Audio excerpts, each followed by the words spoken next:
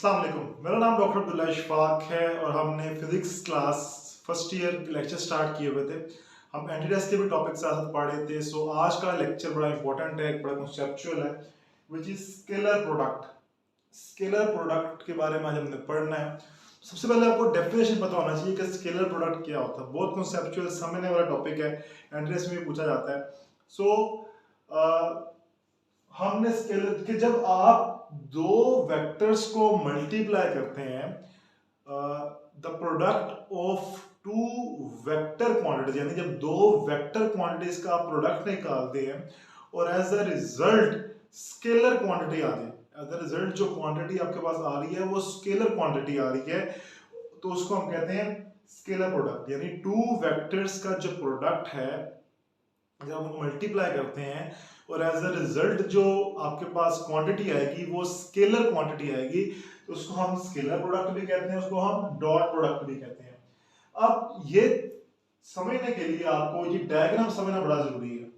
So this is again a vector A and this is vector B और this is the, इसको मैंने मिलाया तो एक ट्रायंगल बन गई। अब इस ट्रायंगल के अंदर मेरे पास ये एंगल थीटा है, तो ये मेरे पास हाइपोटेन्यूज हो जाएगा, ये मेरे पास बेस हो जाएगी, ये मेरे पास परपेंडिकुलर है, जैसा कि आपको मैथमेटिक्स के अंदर पता है। सो अगर मैंने इन दो वेक्टर्स को मल्टीप्लाई करना है, इन दोनों वेक्टर्स का प्रोडक्ट, क्योंकि मेरे पास वेक्टर ए है और वेक्टर बी है, तो इन दोनों वेक्टर का प्रोडक्ट अगर निकालना है तो ए डॉट बी किसके बराबर होगा कि अब ये एक वेक्टर है, अब इसके ऊपर वेक्टर बी प्रोजेक्ट कर रहा है, यानी वेक्टर बी जो है वो डायरेक्शन थीटा बना रहा है ए के साथ। एक्स पॉजिटिव एक्स, मैंने बताया था आपको, पॉजिटिव एक्स एक्सिस के साथ जो एंगल होगा वो थीटा होगा उस वेक्टर का। सो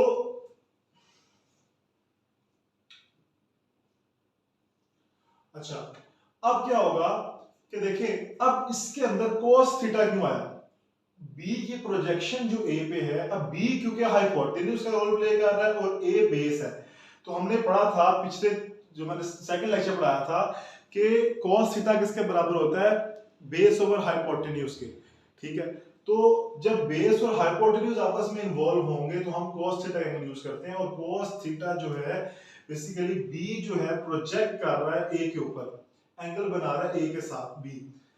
अब जो ए डॉट बी है, जब इसका मैंने लिखा तो ए वैसे का वैसे ही आ गया और बी cos ऑफ थीटा आपके पास जो बी का एंगल बन रहा है ए के साथ, यानी magnitude of component B in direction of A. So B जो है वो जो उसका मैग्नीट्यूड और जो उसका एंगल बन रहा है ए के साथ cos ऑफ थीटा आपके पास। cos थीटा क्यों इस्तेमाल किया उसकी मैंने रीजन बता दी। सो ए डॉट बी किसके बराबर आ गया हमारे पास, A B cos of theta. अब अगले में देखें, a dot b is equal to a projection of b होने, यानी b की जो a के ऊपर, b वेक्टर की a के ऊपर जो प्रोजेक्शन है, जो एंगल बना रहा है। नेक्स्ट में देखें magnitude of component b in direction of a, यानी कि जो b कंपोनेंट का मैग्नीट्यूड है किसकी डायरेक्शन में, a की डायरेक्शन में, सो cos of theta. So b dot a किसके बराबर आ, a डॉट b किसके बराबर आ जाएगा, ab cos ऑफ थीटा भी। किस तरह है मैंने आपको रीजन बता दी। सिमिलरली अगर हम b को a से मल्टीप्लाई कर रहे हैं तो तब भी मेरे पास आंसर क्या आएगा, ba cos ऑफ थीटा। तब जो है वो a की प्रोजेक्शन होगी b के ऊपर, यानी जब a डॉट b होगा तो b की प्रोजेक्शन होगी a के ऊपर, और जब b डॉट a हो जाएगा तो a की प्रोजेक्शन होगी b के ऊपर। सो लेकिन आंसर जो है हमारे पास क्या आएगा, सेम आएगा। अब उसके बाद ये एक एग्जांपल है, आपके पास ये दो वेक्टर हैं, एक वेक्टर फोर्स है, दिस इज अ ब्लॉक, ठीक है, इस पे अगर हम फोर्स लगाते हैं इन डायरेक्शन तो ये आगे की तरफ मूव करेगा, तो ये क्या हो जाएगा, डिस्प्लेसमेंट d, तो ये भी एक वेक्टर क्वांटिटी है। तो ये एग्जांपल है। अब इसके दरमियान जो एंगल बन रहा है वो क्या बन रहा है, थीटा बन रहा है, और मैंने बताया आपको फिर अगर ट्रायंगुलर फॉर्म में देखें तो हाइपोटेन्यूज इन्वॉल्व है, बेस इन्वॉल्व है, एंगल कौन सा बनेगा, ऑटोमेटिकली cos वाला एंगल बनेगा। So projection of force in the direction of motion, यानी कि फोर्स प्रोजेक्शन हो रही है किसकी डायरेक्शन में, जिस डायरेक्शन में मूवमेंट हो रही है। सो मैं लिख सकता हूं f cos ऑफ थीटा, क्योंकि फोर्स प्रोजेक्ट आ रही है तो f cos ऑफ थीटा आएगा किसकी डायरेक्शन में, डिस्प्लेसमेंट डायरेक्शन में, और साथ मैंने डिस्प्लेसमेंट लिख दिया।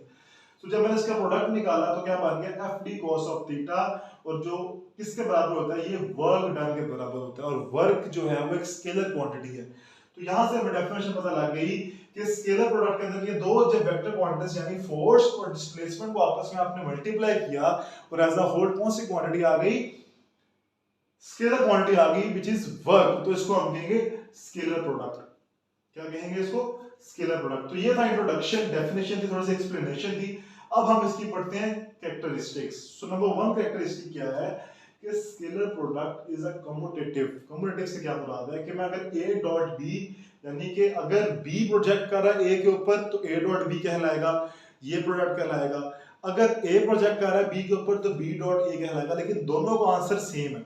इसका मतलब a डॉट b किसके बराबर है, b डॉट a के, जो कि ab cos ऑफ थीटा या ba cos ऑफ थीटा आएगा। So this scalar product is a commutative, shows commutative property. Number 2, ये देखें अगर दोनों वेक्टर्स आपस में परपेंडिकुलर है, ये देखें अगर दो वेक्टर आपस में परपेंडिकुलर है तो एंगल क्या बनेगा, 90 का बनेगा। अब एंगल 90 का बनेगा तो ऑटोमेटिकली हम इस फॉर्मूले में जो थीटा की वैल्यू है वो 90 पुट करेंगे। सो हम पुट करते हैं a dot b is equal to ab cos of theta. Theta की वैल्यू 90 पुट की तो cos ऑफ 90 क्या होता है, 0 होता है। तो क्या होगा हमेशा कि जो म्यूचुअली परपेंडिकुलर वेक्टर्स हैं उनका स्केलर प्रोडक्ट जो है हमेशा क्या कहलाएगा, 0 कहलाएगा। अगर हम यूनिट वेक्टर की फॉर्म में देखें तो देखें अगर आप परपेंडिकुलर ले लेंगे तो ये आपके पास i j k unit vector है। एंगल अगर 90 का लेंगे तो अगर इन दोनों का प्रोडक्ट निकालूंगा या इन दोनों का प्रोडक्ट या इन दोनों का स्केलर प्रोडक्ट निकालूंगा तो एंगल तो 90 रहेगा। तो जितने जिसका भी प्रोडक्ट निकालूं i डॉट j कर लूं, j डॉट k कर लूं, k डॉट i कर लूं, जब एंगल 90 का होगा तो cos ऑफ 90 0 करके पूरी की पूरी वैल्यू को 0 कर देगा। तो आंसर आपका क्या आएगा, 0। तो अगर मेरे पास दो पैरेलल वेक्टर्स हैं, ये देखें पैरेलल वेक्टर्स हैं, पैरेलल वेक्टर का एंगल हमेशा क्या होता है, 0 होता है। आपने याद रखना है जब एंटी पैरेलल वेक्टर होंगे उसका एंगल, ये देखिए ये अगर दो एंटी पैरेलल हैं, एक इस डायरेक्शन में जा रहा है, किस डायरेक्शन में, तो एंगल 180 का बनता है। अगर दोनों इस डायरेक्शन में तो एंगल कोई भी नहीं होगा, 0 का एंगल बनेगा, 0 का एंगल।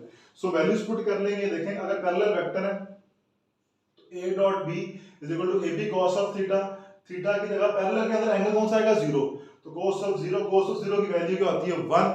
तो आपके पास जो स्केलर प्रोडक्ट है पैरेलल वेक्टर्स का वो किसके बराबर आएगा, product of magnitude of vector a and b।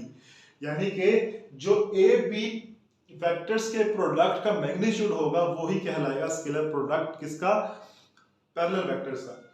तो अगर यूनिट वेक्टर की बात की जाए तो देखें parallel vector i dot i, क्योंकि सिंगल पैरेलल के अंदर तो सेम ही होगा ना, i dot i, j dot j, k dot k, answer क्या आएगा, आंसर क्या आएगा, 1 आएगा, क्योंकि cos ऑफ 0 1 के बराबर हो जाएगा, तो आंसर आपके पास 1 आ जाएगा। इसके बाद अगर हम एंटी पैरेलल वेक्टर ले, एंटी पैरेलल में मैंने बताया था आपको क्या हो जाएगी, एंगल क्या हो जाएगा 180 का। तो cos ऑफ 180 की वैल्यू क्या होती है, -1। तो जो a dot b equal to ab cos of 180, cos of 180 की वैल्यू क्या होती है, -1। तो ऑटोमेटिकली आपके पास -ab कहलाएगा। अब सेल्फ प्रोडक्ट, सेल्फ प्रोडक्ट भी क्या होता है, सेल्फ प्रोडक्ट में क्या होगा कि अगर वही वेक्टर अपने ही वेक्टर से मल्टीप्लाई कर रहा है तो सेल्फ प्रोडक्ट के अंदर क्या होगा, वेक्टर 0, एंगल क्या हो जाएगा, 0 हो जाएगा, क्योंकि वो अपने ही साथ में कोई एंगल नहीं होगा तो 0। तो सेल्फ प्रोडक्ट में देखिए a dot a is equal to a dot a cos of theta, theta में एंगल 0 आ गया, cos ऑफ 0 फिर 1 के बराबर हो जाएगा, तो क्या आंसर आ जाएगा आपके पास, a स्क्वायर।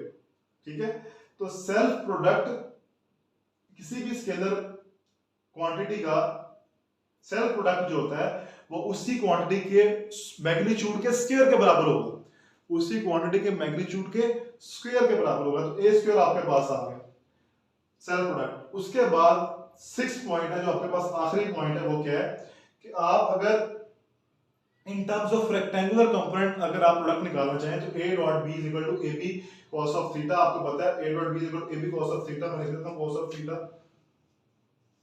अब देखें, अब a की जगह मैंने उसके कंपोनेंट लिख दिए axi ayj azk so on, इसी तरह b की जगह bxi byj bzk लिख दिए। अब जब ये मल्टीप्लाई होगा तो x कंपोनेंट x के साथ मल्टीप्लाई होगा, y कंपोनेंट y के साथ, z कंपोनेंट z के साथ। सो मैं मल्टीप्लाई करता हूं,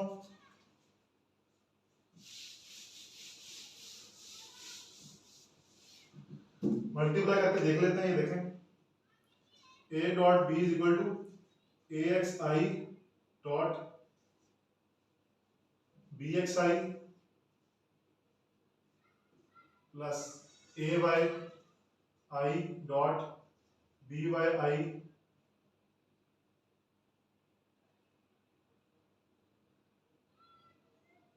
जे आएगा वाई के साथ, क्योंकि वाई का जो यूनिट वेक्टर जे होता है,